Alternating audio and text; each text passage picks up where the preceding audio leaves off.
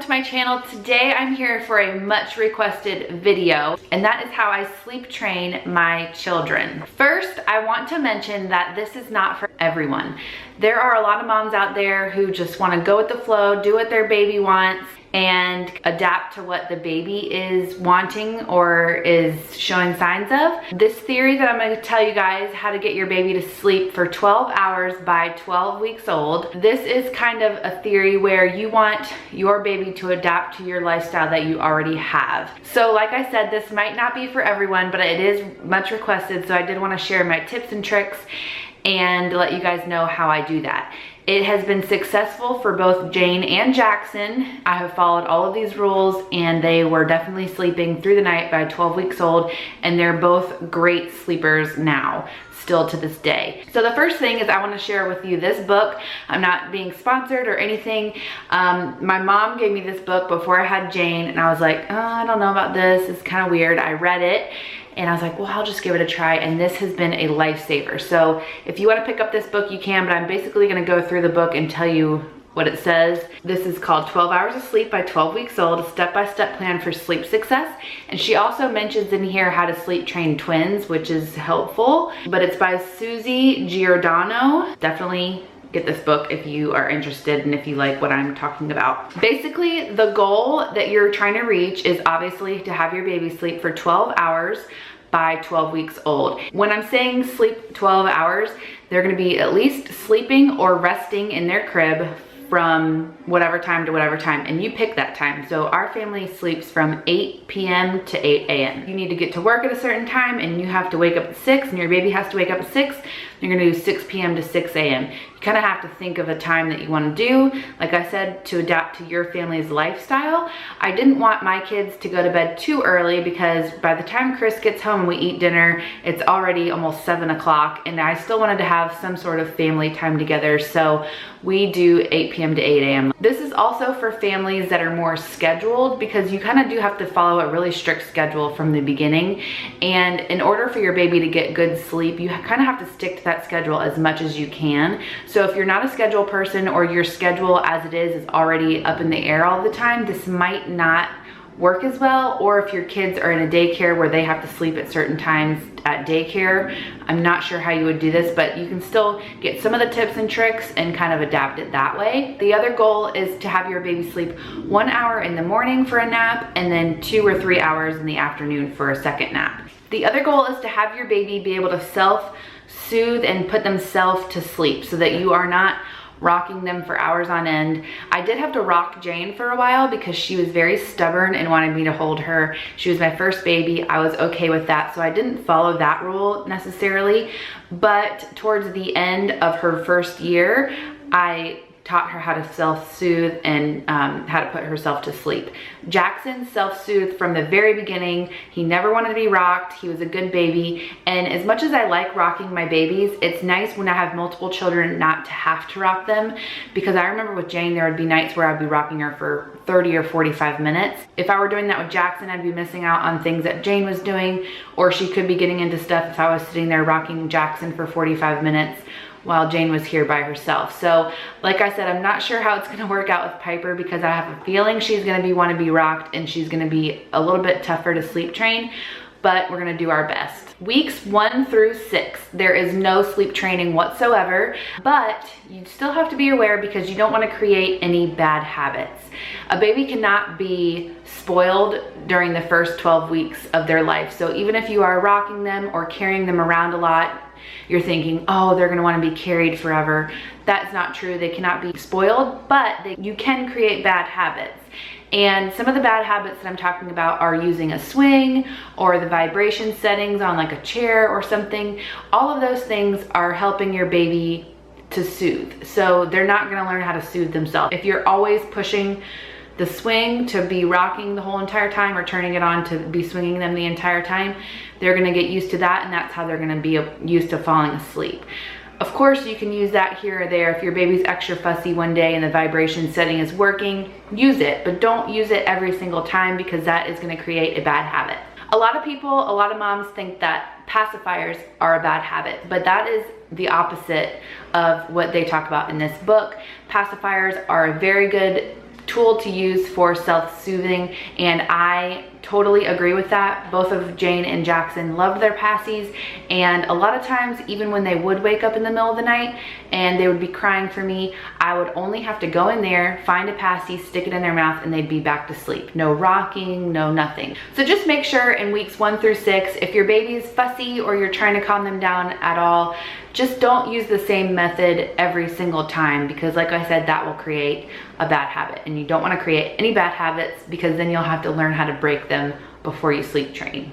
Also, in the first 1 to 6 weeks, you want to make sure your baby's eating every 2 to 3 hours. You don't want to stretch it out too far above that, so don't go to like 4 or 5 hours. And also, you do not want to feed them any sooner than that. I know a lot of moms out there are just looking for cues of their baby being hungry, and all of a sudden they're eating every 30 minutes. There is cluster feeding, and that kind of doesn't apply here. Yes, babies that young do cluster feed sometimes, but don't make it a habit of feeding your baby every 30 minutes to an hour, because then when it's time to stretch out your baby's feedings, it's gonna be very, very difficult. As far as night feedings, for the first 4 weeks, you want to make sure you are feeding your baby every 2 to 3 hours as well, because they're still learning how to breastfeed or drink out of a bottle, whichever one you're doing. But also they are gaining their weight, and that's very important. But after 4 weeks, you can let your baby sleep as long as they want. Obviously, if your pediatrician tells you something different, then do that. But if everything is okay and everything checks out, after 4 weeks, you can let your baby sleep as long as they want during the night until they wake up to feed themselves. When your baby wakes up to eat in the middle of the night, you do not want to make a big fuss or make it a big to-do. Keep the lights off, or a little tiny nightlight if you need to be able to see. Sometimes I use my phone light and kind of put it to its side so it's not shining super bright. You don't want to talk loud. You don't want to make eye contact too much. You don't want to wake them up. You kind of want to just feed them as they're still somewhat sleeping, and then put them right back to bed. This book recommends that you keep your baby in their crib and in their nursery from day 1. This is another thing that I did not follow whatsoever from this book, for a few reasons. Jane, Jackson, and Piper both slept in our room for the first 3 months or so. Mainly for Jane, because she was my first baby, I was really worried. And then Jackson and Piper, our bedrooms are way too far apart, and the babies wake up so often in the middle of the night that it's just easier if they're sleeping right next to me. I feel more comfortable if they're sleeping right next to me. I get more sleep if they're sleeping right next to me. So for my benefit, I've had them in our room for the first 3 months.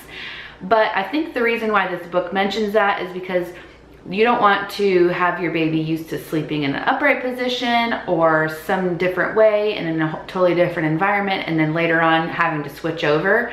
I have found that it is not too bad of a change to have my babies go from a rock and play to sleeping flat on the crib, or from our room to their room. It hasn't been too bad. So I'm just telling you what the book says. It says to keep your baby in their nursery from day 1. So you can follow that if you want, or you can put them in your room, however you want to do it. As far as sleeping during the day from the first 1 to 6 weeks, don't worry at all about naps. Just let them sleep when they want. Make sure you are waking them up every 2 to 3 hours to eat. Don't let them sleep for very long, or else they will not sleep at night. Moving on to week 6 through 8. This is a very stormy, difficult time, and I will tell you right now, Piper is 7 weeks old. I'm right smack dab in the middle of it, and it is definitely difficult. She mentions in this book that she thinks all babies have some sort of colic, some sort of gas problems. Your babies are all trying to get their digestive system working, and their digestive system is still new. So a lot of times there's a lot of gas and fussiness, and she believes that weeks 6 through 8 is usually when the babies are fussy the most.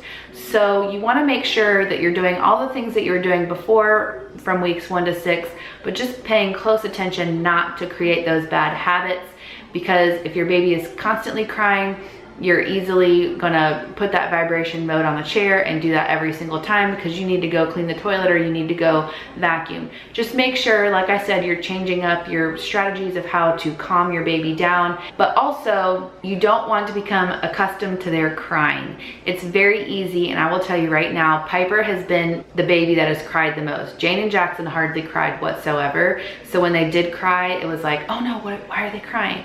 Piper cries so much, you guys, that it is easy to become accustomed to their crying and sort of be able to ignore it. I know it sounds terrible, but when I have things to do with other kids, other diapers to change, dinner to cook, and she's crying, a lot of times I just have to let her cry.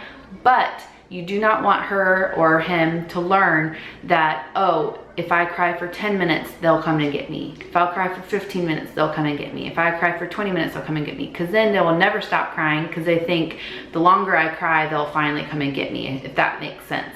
So make sure you're not going to your baby as soon as they cry every single time, but you're not letting them cry for very long. They say usually 5 to 7 minutes, and then go get them or go check on them. Okay, so now it's time to sleep train. Weeks 8 through 12, this is actually how you sleep train.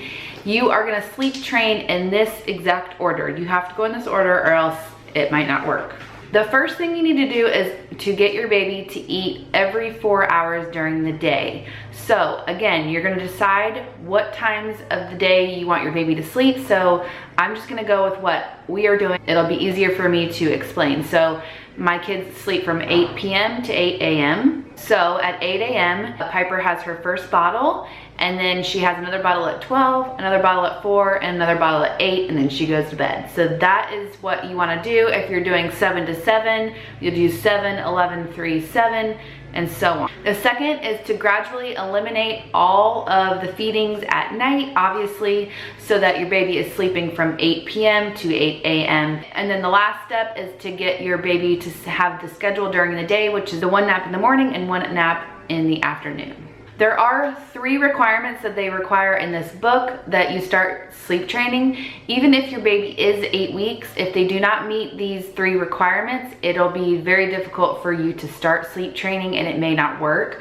So the first one is that your baby needs to be at least 9 pounds. So if your baby was a preemie and they're not 9 pounds yet, this might not work. The reason being is because if they're smaller than 9 pounds, a lot of the times they can't eat as much during each sitting, and so they can't stretch out their feedings to every 4 hours. The baby must be at least 4 weeks old, and as I'm saying this, obviously I said this is weeks 8 through 12, but if you feel so compelled and your baby is already 9 pounds at 4 weeks old and you want to start sleep training, you can. I personally never did that, so I don't know how well it works. The last requirement is that your baby eats or drinks at least 24 ounces of breast milk or formula during 24 hours. Let me say a little disclaimer that this would be a lot harder for breastfeeding moms, and I know a lot of people breastfeed these days. I breastfed Jane and Jackson for the first 4 months, so I did sleep train while I was breastfeeding, and it was very difficult because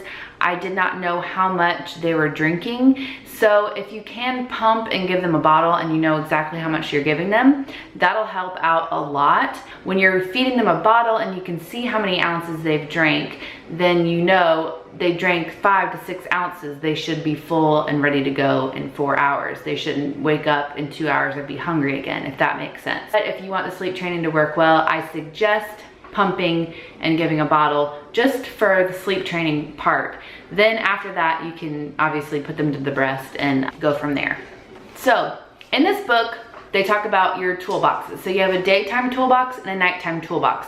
Your toolbox is tools to help you with your baby if they're wanting to eat early or kind of like distractions. So if your baby is awake and they ate at 8 a.m. and your next time you're supposed to feed your baby is at noon and your baby is starting to get hungry at 11:30, you need to distract your baby for 30 more minutes so that you can stretch out to 4 hours. Giving your baby a pacifier can help. Putting your baby in a bouncy seat or something like that to distract them, playing with them on the floor, singing to your baby, whatever you can do to distract them from being hungry for the next 30 minutes is what you're gonna try to do. Obviously, if your baby is screaming and starving, then go ahead and feed your baby. At first, this might be a little bit difficult and you might be like, I don't wanna do this for the rest of their life. I don't wanna have to starve them. I'm telling you from experience, if your baby is crying and starving at 11:30 and you don't wanna feed them till noon, it's okay to feed them at 11:30. But if you keep waiting and you're distracting and doing these toolboxes, you'll find that eventually, as they get bigger too and their stomachs get bigger, they're able to eat more, therefore they're able to wait that 4 hours, and you won't be doing this forever. I promise it'll only last maybe a week that they'll do that, maybe even less. The nighttime toolbox is a little bit different because you do not want to pick up your baby from the crib. This helped me a lot with Jane. Jane was difficult, like I said, even in the nighttime when she would wake up. Sometimes the passy didn't always work and she wanted to be picked up. But do not pick up your baby out of the crib unless it's absolutely necessary. A lot of times with Piper these days, I do have to pick her up because I think she has gas. And I try everything in the nighttime toolbox before I pick her up. I don't pick her up every single time she cries or every single time something doesn't work. The first thing I use is the passy. I try to put the passy in. If that doesn't work, you can always pat their back, pat their belly, rub their head, talk softly to them. And if you pick up your baby every single time you go in there, they're gonna expect you to pick them up every time, and there you've created a bad habit. Also, when you're sleep training your baby at night, if they're waking up before the desired time that you want to feed them, and they're waking up and they're starting to fuss or cry, and the nighttime toolbox is not working, passy's not working, shushing them is not working, rubbing them, their head's not working, make sure you do go ahead and feed them before they start screaming really loud, because once they start screaming really loud, that also wakes them up. You kind of want to help them as soon as they start fussing a little bit. You don't want to come to their rescue right away, but you don't want them to go into a full-blown cry to wake themselves up either, if that makes sense. A little tip that she gives in the book is to make sure that you are giving your baby attention when they're quiet and content. So during the day when they are laying on their playmat, looking at their toys, make sure you're interacting with your baby then, and not just when your baby is crying. Your baby is learning that they're only getting attention when they end up crying. So you also want to give your baby the good attention, positive attention, when they are content and happy. If you love cuddling your baby, the best time to cuddle them is when they're content and happy as well, because if they learn that when they're crying, you're gonna cuddle them, then they're gonna cry every time they want to be cuddled or have attention. So as you're training your baby to eat every 4 hours, like I said, you want to make sure that you are trying to stretch out that 4 hours as much as you can. If your baby starts wanting to eat a whole hour before the scheduled 4-hour mark, make sure that you're trying your best to hold them off. But if they're screaming and very hungry, go ahead and feed them maybe 1 or 2 ounces, maybe just like half of their bottle or even like a third of their bottle. That way it can hold them off a little bit, and then at the desired time, feed them the rest of the bottle. She mentions in this book that it takes 3 days to create a good habit. So it should only take you 3 days to stretch out that time.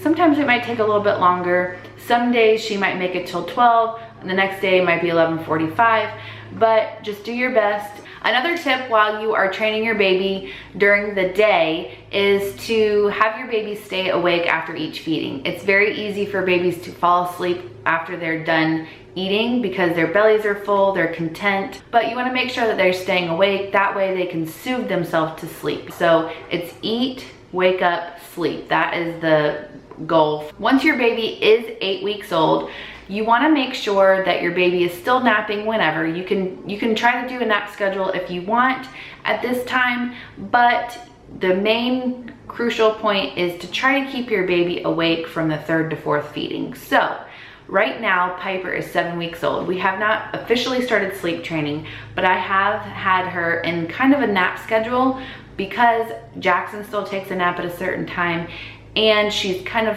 put herself on a nap schedule. So this is what she does during the day right now at 7 weeks old. She has a bottle at 8 a.m. She falls asleep between like 9:30 and 10 and sleeps for about an hour. Then she wakes back up. She has another bottle at noon. She goes down for a nap around 1, sleeps until around 4, then she's up and has a bottle at 4, and then we try our best to keep her awake from 4 until 8. Right now, she still has little cap naps here and there, but the goal by 12 weeks is to have them stay awake from that 3rd bottle, which is 4 o'clock for Piper, and then until 8 p.m. when she goes to sleep. That way they're extra tired for nighttime. It's easy to put them to bed at night. They haven't just taken a really long nap, and most likely they'll sleep through the night, if that makes sense. Okay, so now your baby is eating every 4 hours during the day, and you kind of have a little bit of a schedule going on here. Now it is time to sleep train for the nighttime. So what you're gonna do is after your baby eats that 4th feeding, so for Piper it's 8 p.m., I'm gonna put her to bed, and then I'm gonna let her sleep as long as she can until she wakes up to eat again. And I'm gonna feed her a certain amount, and then she's gonna go right back to sleep. I'm not gonna wake her up too much. I'm gonna keep the lights dim. I'm gonna do all of that. And then if she wakes up again, I'll feed her again. And then at 8 a.m., no matter what time she ate last, I'm gonna wake her up, and that's when she's gonna start her day again. 8 a.m., she's gonna have her bottle and do her day routine again. So for Piper right now, she goes to bed, she eats a bottle at 8, she goes to bed around 9. By the time she falls asleep, it's around 9. And right now she wakes up only once, and it's usually around 4 a.m. I give her a bottle, a small bottle. I only give her about 3 ounces. Sometimes she only drinks like 2 ounces. And then she goes back to sleep. And then I usually have to wake her up at 8 a.m. because she could keep sleeping. But I wake her up for her bottle and to start our day. For me, it's gonna be easy to sleep train at night because she is only waking up once. If your baby is waking up more than once, twice, or 3 times, you have to eliminate them one at a time. So this is where it can get a little bit confusing. I'm gonna try my best to explain it. A few little tips before I explain. Like I said, you don't want to turn on lights, you don't want to talk really loud, you want to do your best to just get your baby out of the crib, feed them really quick, and put them right back down. You don't want to change their diaper unless you know for a fact that it's a poop, because as they are sleeping for 12 hours, obviously they're gonna pee and poop. You're not gonna know until the next day because they've slept through the whole night. And a lot of times diaper changes can wake up your baby. And the best tip here is to be prepared. So I make Piper's bottle before I go to bed. That way, all I have to do when she starts getting fussy is get up right away, go get the bottle, and come back and feed her. Obviously, if you're breastfeeding, you're ready to go and you're prepared that way too. But that goes back to, you don't want your baby to start crying uncontrollably and wake themselves up too much. So as soon as they start fussing a little bit, you know that they're gonna start waking up to eat, go ahead and go get that bottle. Once your baby establishes their own nighttime routine, from this point on, you only wanna make your baby spring forward. You don't want to let them fall back. So for example, I don't want to feed Piper any earlier than 4 a.m. I know she can make it till 4 a.m. So if she starts waking up at 3, I'm gonna use those nighttime toolboxes. Shushing her, giving her a passy, rubbing her head, putting her back to sleep. I'm gonna do that instead of feeding her. If 4 o'clock rolls around and she didn't wake up, good, don't wake up the baby. So what I do is I don't even set an alarm anymore. I set my alarm for 7:30 in the morning, which is when I get up. She's the one that wakes me up in the middle of the night when she cries. A lot of times she'll cry around 1 o'clock right now. I look to see on my phone, is it before 4 a.m.? Yes, then I help her with the nighttime toolboxes. I give her a passy back, I rock the rock and play, I rub her head, whatever I do to get her to go back to sleep. The next time I hear her crying, I look at my phone and it's 4:10. I'm like, oh, she's probably hungry, so I give her a bottle. If another night goes by and she's crying and I look and it's 6 o'clock in the morning, then I can go ahead and feed her. So this is where it gets a little bit confusing. If your baby is only waking up once in the night, like Piper, this is a little bit easier to explain. You wanna start giving them with 3 ounces at night. So she has a 3-ounce bottle. When I start to sleep train her at 8 weeks old, I'm going to only let her spring forward like I mentioned. I'm not gonna feed her any earlier than 4 a.m. And I'm gonna give her 3 days to wake up at that time and drink 3 ounces. If during those 3 days she wakes up any later than 4, so if it's 5 a.m., that's gonna be the new starting point. I'm not gonna feed her any earlier than 5 a.m. If the 3 days go by and she wakes up at 4 each night or around 4, I'm gonna give her 3 ounces. Then the 4th night, I'm gonna only give her 2.5 ounces. And I'm gonna do that for 3 days. Then I'm only gonna give her 2 ounces for 3 days. Then I'm only gonna give her 1.5 ounces for 3 days. You just keep going. You take off a 1/2 ounce every 3 days. But as the time goes, which is like separate from the amount of ounces, if she wakes up at 5, that's the new time that she's gonna wake up. If she wakes up at 6, that's the new time she's gonna wake up. So you wanna make sure you're doing both those things simultaneously. I really hope this is making sense. It's a lot easier to look at on the book. So if you really are interested, get the book because it's a lot easier to understand on here. If your baby is waking up more than once, you're gonna do this same thing, but you're gonna eliminate each feeding at a time. So you're not gonna try to do them all at a time. So if your baby is waking up twice, you wanna eliminate the first one first, and then you're gonna eliminate the second one after that. So you eliminate one at a time. If they're still waking up 3 times in the middle of the night, it's easiest, according to this book, to eliminate the second feeding, the middle feeding first. So you're gonna eliminate the middle feeding, then you're gonna eliminate the first feeding, then you're gonna eliminate the third feeding. Obviously, as your baby is eating less and less at night, you're gonna wanna add ounces or 1/2 ounces to your baby's bottles during the day. So they're drinking that 24 ounces of formula or breast milk that I mentioned earlier, and you wanna stretch those out during the day. Another quick tip is to establish a bedtime routine. This will help your baby realize that they're about to go to sleep and help them sleep through the night. So our bedtime routine is we take a bath, they get lotioned up, they get their jammies on, we go read a book, we usually sing a song, we say our prayers, and then they go to sleep. There have been plenty of nights where we have not done the bedtime routine, and it's been a little bit more difficult to put the kids to bed because they're crazy, they're wild, they're strung out, and then all of a sudden they're having to lay down and go to bed, and they're just not used to that. So I promise a bedtime routine works. Make a bedtime routine that your family wants to do. If you don't want to take a bath every night, that's okay, but maybe a book every night or a song every night or something traditional that they're gonna know it's almost bedtime, I need to wind down, I need to get tired. So a lot of you are probably thinking, Jennifer, it's not that easy to sleep train at night. My baby cries and cries and cries. It's not as easy as just putting a passy in their mouth. They're gonna keep crying. Believe me, I know, because that is what I'm dealing with Piper right now. Sometimes none of those nighttime toolbox things work for her. She does not recommend crying it out. She does have somewhat of a method that I wanna share with you guys as well. She recommends letting your baby cry in the crib for 5 minutes and then go in and help them. Whether you have to pick them up, try not to pick them up, but do your best to help them stop crying, because a lot of times they're just crying because they want you in that room. Once you leave the room, if your baby starts crying again, you're gonna give them 5 minutes again.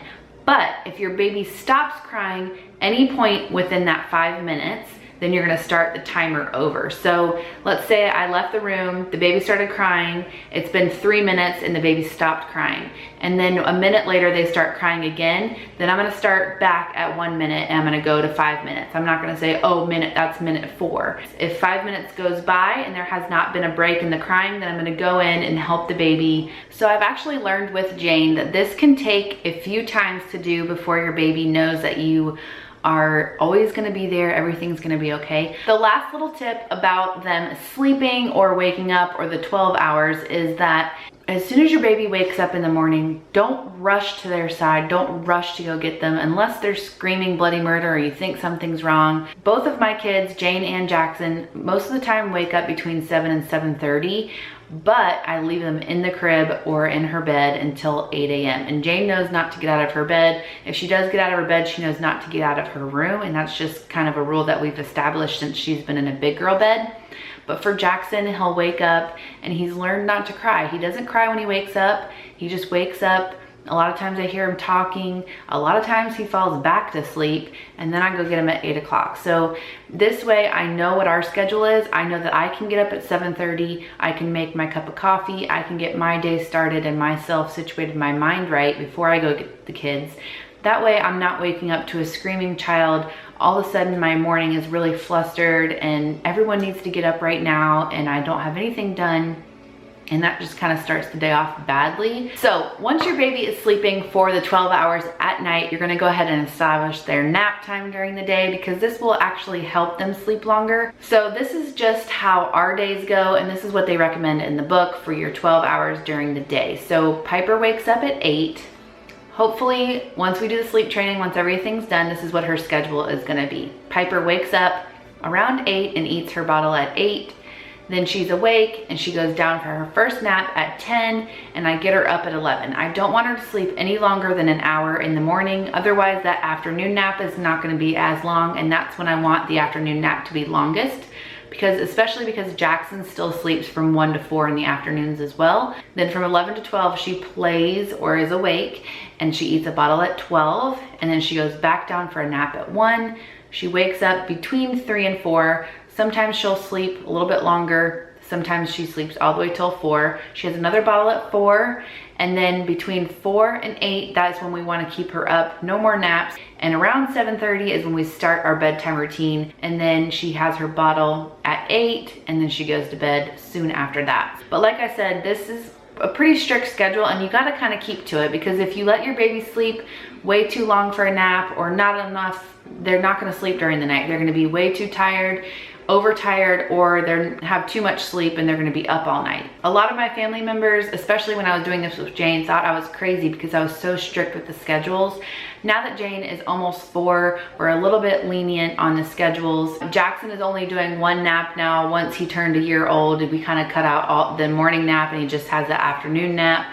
And it can be a little bit lenient, but when they're first born and you're first starting to train them, and even after they're already trained, you want to make sure that you are sticking to their schedule, because they're gonna know, eventually their bodies are gonna be used to that, and it's gonna be a lot easier. I'm not gonna go through the exceptions of all these rules. If you want this book, you can get it, but she talks about a few exceptions. Obviously, if your child is sick, if they got the stomach bug or something like that, or if they're going through a surgery, or if they're teething, a lot of times that can hinder your sleep training.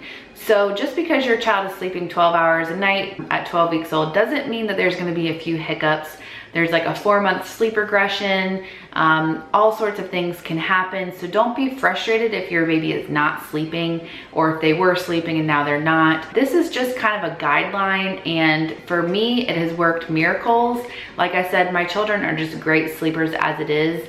Yes, there have been times where they've done sleep regression and they've been up every hour, and I have to go in and give them a passy every hour. A few nights where I do have to pick them out of the crib and rock them, or they're sick and they sleep all day and then they don't sleep at night, or vice versa, they're not sleeping at all. This has really worked for me, and I hope it works for you. This video has been super long, but I wanted to hit on the points because you guys have all been asking about that. So I hope you guys got a few tips out of here. If you guys want to follow this to a T, go ahead and get the book. If you want to just take a few tips here and there from me, go ahead and do that too. Leave in the comments below if you do sleep training, and we will see you guys in my next video. Bye!